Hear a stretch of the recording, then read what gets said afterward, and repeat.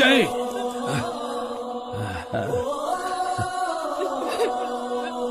కూర్చో. అది నా చెల్లెలు. నా చెల్లెలు నన్ను అన్నా అని పిలిచింది. ఆ పిలుపు కంటే నా ప్రాణం చాలా చిన్నది.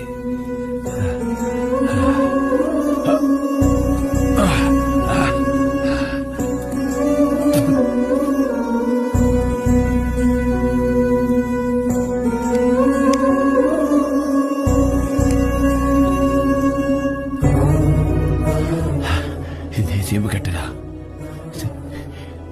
సీమలోనే కావాలి.